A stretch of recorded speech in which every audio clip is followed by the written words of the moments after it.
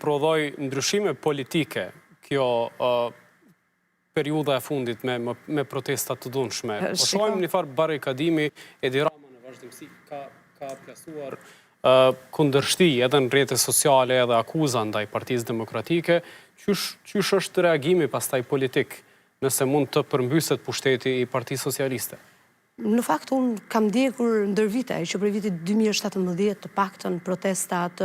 një pas njëshme të opozitës, i kam mbuluar, kam qenë në terren, dhe protestat të tilla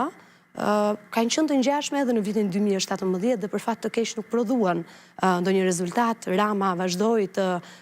qëndronte në pushtet, kishte vetëm një qeveri teknike dhe ndoshta edhe në këtë rast mund shkojmë në një qeveri teknike apo një qeveri të përbashkët, por kjo edhe si një metodë duhet theksuar e kryeministrit Rama atje, i cili ka afruar afër vetes, afër partisë së tij dhe afër mazhorancës, jo pak eksponent të rëndësishëm të Partisë Demokratike, duke shkuar edhe deri në kryetar bashkish, apo nga ana tjetër edhe pjesëtar të Lëvizjes Socialiste për Integrim, të cilët derivon apo dhe aktualisht janë të radhitur në radhat e opozitës, të cilët kanë pozicione të rëndësishme edhe në nivel vendor, edhe në nivel qendror. Nuk shoh që mund të kemi ndonjë ndryshim, por patjetër irritim ka dhe është mirë që të ketë irritim, por nuk është mirë që të ketë lëndime në njerëz, sidomos në punonjës policisë, të cilët në fund të ditës janë vetëm rrogtar dhe do të bëjnë punën e tyre. A ka Partia Demokratike përkrajen edhe të partive tjera opozitare, kundërshtare të Ramës?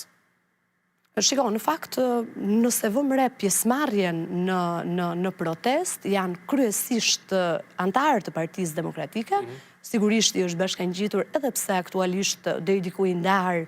Ervin Saliani, dikur pjesë e PD-s aktualisht ka një lloj përçarje nëse mund ta konsiderojmë, duke i dalë kundër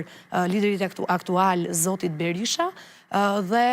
është shumë e pakët apo e vakët pjesëmarrja e antarëve të tjerë, përveç në disa raste, deputeti i Lëvizjes Socialiste për Integrim, Tedi Blushi, dhe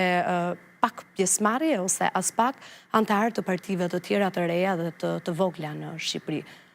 Po shohim në vazhdimsi raportime edhe për punonjës medial, gazetar, kameraman, fotoreporter që ka mësuar lëndime për shkak të përplasjes, polici, protestues, si është gjendja e gazetarëve në terren? Për fat të mirë, janë në gjendje të mirë, të paktën ato të cilët u lënduan në protestën e kaluar. Për ditën e sotme nuk kam të dhëna që të ketë pasur më fotoreporter apo gazetar të lënduar, për shkak se patën edhe nota proteste ndaj opozitës në ditët pasuese pasi u lënduan, pra operatorët, kameramanët e televizioneve